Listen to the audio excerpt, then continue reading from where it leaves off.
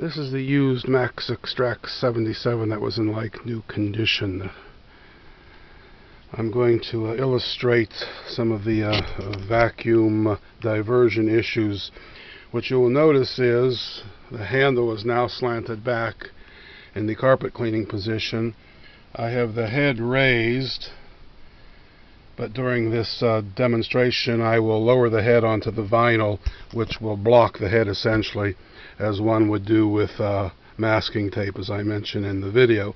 The first thing you'll notice is we have brush rotation when I turn the unit on, which means there's some leakage, and then when I block the head by lowering it to the vinyl, the brush, the upholstery brush rotations increases, which substantiates my point about blocking the head is necessary when cleaning upholstery.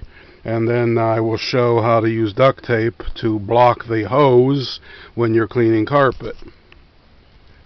Now you'll have some slight rotation here on the hose.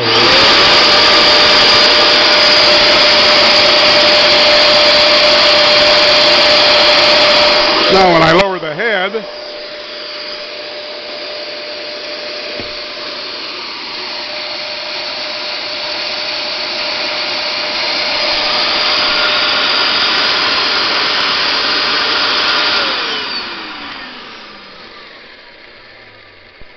now what I do to remedy that problem is I remove the recovery tank and block the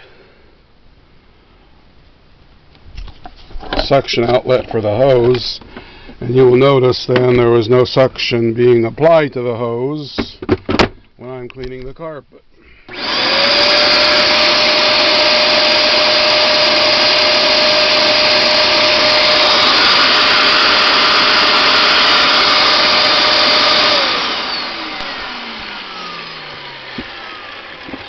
This confirms there was suction diversion issues.